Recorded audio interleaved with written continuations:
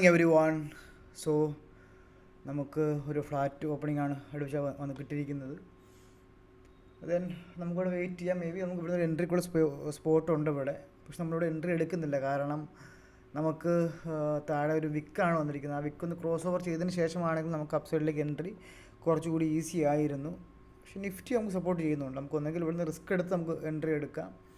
അപ്പോൾ നമുക്കൊന്ന് വെയിറ്റ് ചെയ്യാം. കാരണം 9:18 ആയിട്ടുള്ളൂ. നമുക്ക് ടൈം ഇനഫ് ഉണ്ട്. അപ്പോൾ നമുക്കൊരു റോങ് എൻട്രി ആയി പോകണ്ട. അല്ലെങ്കിൽ കുറച്ചുകൂടി നമുക്ക് വെയിറ്റ് ചെയ്യാം. നമുക്ക് ഇത് നല്ലൊരു എൻട്രിയാണ്. കാരണം താഴേക്ക് സ്റ്റോപ്പിൽസ് അവൈലബിൾ അല്ല. അതുകൊണ്ട് നമുക്ക് അപ്പ് സൈഡിലേക്ക് പ്ലാൻ ചെയ്യാം. ദെൻ നോക്കാം. നമുക്ക് ഡൗൺ അപ്പ് സൈഡിലേക്ക് മൂവ് ചെയ്യാനുള്ള സ്പേസ് നോക്കുകയാണെങ്കിൽ ഇവിടെ നിന്നും ആസ് പെർ ഫിബൊനാച്ചി പ്രകാരം അറൗണ്ട് 60% അടുപ്പിച്ച് 50% അടുപ്പിച്ച് മാക്സിമം അപ്പ് സൈഡ് പോകാൻ സാധ്യതയുണ്ട്. അതായത് അറൗണ്ട് ഡേ ലോ വരെ നോക്കുകയാണെങ്കിൽ 87,500 മുകളിൽ വരെ എന്തായാലും മൂവ് ചെയ്യാനുള്ള സ്പേസ് ഉണ്ട്. ഇത് പക്ഷേ നമുക്ക് മേ ബി നമുക്ക് ഈ എൻട്രി മിസ്സായിപ്പോയി. But it's okay. നമുക്ക് നോക്കാം. ഇനി നെക്സ്റ്റ് നമുക്ക് എൻട്രി എപ്പോഴാണ് സ്പേസ് കിട്ടുമെന്ന് നോക്കാം. കുറച്ച് ഏർലി എൻട്രി ആയി പോകുമോ എന്ന് കരുതി മാത്രം നമ്മളിവിടെ എൻട്രി എടുക്കാതിരുന്നത്. Then whatever it is okay. നമുക്ക് ഒരു എൻട്രി മിസ്സായെന്ന് കരുതി നമ്മളുടെ മാർക്കറ്റിൻ്റെ അവസാനിക്കുന്നില്ല. നമുക്ക് ഇനി സ്പേസ് ഉണ്ട് ഇവിടെ. ഓക്കെ, നമുക്ക് അടുത്ത എൻട്രിക്ക് വേണ്ടി നമുക്ക് നോക്കാം. നിഫ്റ്റിയോട് ബാക്കപ്പ് ചെയ്യുകയാണെങ്കിൽ നമുക്ക് കുറച്ച് നല്ല എൻട്രി നമുക്ക് ലഭിക്കുമായിരുന്നു. പക്ഷേ നിഫ്റ്റി വലിയ മൂവ്മെൻറ്റ് ബാങ്ക് നിഫ്റ്റി പോലെ നിഫ്റ്റി മൂവ് ചെയ്യുന്നില്ല.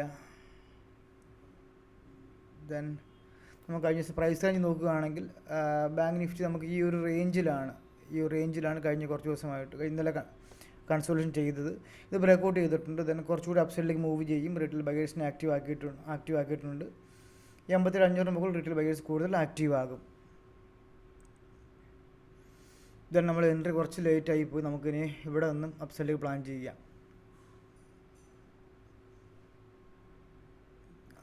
ഓക്കെ, അറൗണ്ട് 10:30 കഴിഞ്ഞ് നമ്മുടെ എൻട്രി 10:50 എൻട്രി വന്നപ്പോഴത്തേക്കും 10:30 കഴിഞ്ഞു. ഇവിടെ നമുക്കൊരു 1:1.5 കിട്ടാൻ നോക്കാം. കാരണം അധികം ലേറ്റ് ആകും തോറും മാർക്കറ്റ് നമുക്ക് ഓപ്പോസിറ്റ് ആയിരിക്കും മൂവ് ചെയ്യുന്നത്. നമ്മളുടെ ടൈം ഡിക്ക് നമുക്ക് എപ്പോഴും ഓപ്പോസിറ്റ് ആയിരിക്കും ഓപ്ഷൻ ബയേഴ്സിൻ്റെ. സോ അത് നമുക്ക് നെഗറ്റീവ് ഫാക്ടറാണ്. വാട്ട് എവർ ഇറ്റ് ഈസ് നമുക്ക് എന്തായാലും നോക്കാം, പ്ലാൻ ചെയ്യാം. ദെൻ ഇവിടെ നിന്നും ഓൾമോസ്റ്റ് കാരണം സ്ട്രൈക്ക് പ്രൈസിനനുസരിച്ച് പ്രീമിയം മൂവ് ചെയ്യുന്നുണ്ട്. നമുക്ക് വൺ സൈഡ് നോക്കുമ്പോൾ നമുക്കൊരു ബെനിഫിറ്റുമാണ്. അതുപോലെ നമുക്കൊരു ഇഷ്യൂ അതിനകത്ത്. കാരണം നമ്മളുടെ സൈഡിലേക്ക് മൂവ് ചെയ്യുന്നെങ്കിൽ പെട്ടെന്ന് ഈസി ചാർട്ട് നമുക്ക് ലഭിക്കും. ഓപ്പോസിറ്റ് ആണെങ്കിൽ അതുപോലെ നമ്മുടെ സ്റ്റോപ്പ് ലോസും ഹിറ്റ് ആകും. ദെൻ നമ്മുടെ സൈഡിൻ്റെ മാർക്കറ്റ് ഇപ്പോൾ കറൻ്റ് മൂവ് ചെയ്യുന്നത് ഓക്കെ. നമുക്ക് ഫെയർഫുൾ ആയിട്ട് മാർക്കറ്റ് മൂവ് ചെയ്യുന്നുണ്ട്. ഇത് കണ്ടിന്യൂ ചെയ്ത് പോവുകയാണെങ്കിൽ ഈ ഒരു മൂവ്മെൻറ്റ് കണ്ടിന്യൂ ചെയ്യുകയാണെങ്കിൽ താഴേക്ക് സ്റ്റോപ്പ് ലോസ് അവൈലബിലിറ്റി നമ്മൾ കാണുന്നില്ല. ദെൻ ഈ കിട്ടുന്ന ഒരു മൂവ്മെൻറ്റ് നമുക്ക് കണ്ടിന്യൂസ് ആയിട്ട് അപ്സൈഡിലേക്ക് മൂവ് ചെയ്യുകയാണെങ്കിൽ നമുക്ക് ഈസി ടാർഗറ്റ് നമുക്ക് കിട്ടും. അതായത് നമുക്ക് മാർക്കറ്റ് സ്ട്രൈക്ക് പ്രൈസ് എന്താണോ അതനുസരിച്ച് തന്നെ നമുക്ക് പ്രീമിയം മൂവ് ചെയ്യുന്നുണ്ട്. അത് നമുക്ക് ഫെയർഫുൾ ആയിട്ടുള്ളൊരു പോയിൻ്റാണ്. പക്ഷെ നമ്മൾ അധികം നേരം വെയിറ്റ് ചെയ്യില്ല. കാരണം നമുക്ക് കുറച്ച് ലേറ്റ് ആയിപ്പോയി. അറൗണ്ട് 10:45 അടുപ്പിച്ചായിട്ടുണ്ട്. നമ്മളുടെ എക്സിറ്റിനുള്ള സ്പേസ് ഓൾറെഡി ആയിട്ടുണ്ട്. ദെൻ ഓൾമോസ്റ്റ് നമ്മൾ ടാർഗറ്റ് അടുപ്പിച്ച് നമുക്ക് വന്നിട്ടുണ്ട്. ഉറപ്പായിട്ടും എൻട്രിക്കുള്ള റീസൺ ഞാനൊന്നുകൂടി പറയുന്നതായിരിക്കും.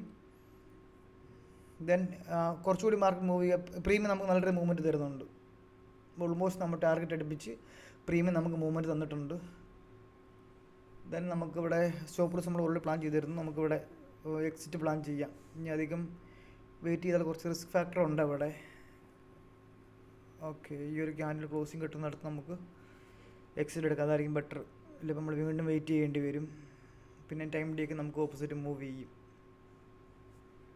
ദെൻ ഇപ്പോൾ നമ്മൾ ടാർഗറ്റ് ഹിറ്റായി നമുക്ക് അവിടെ നമ്മൾ എക്സിറ്റ് ആയിട്ടുണ്ട്.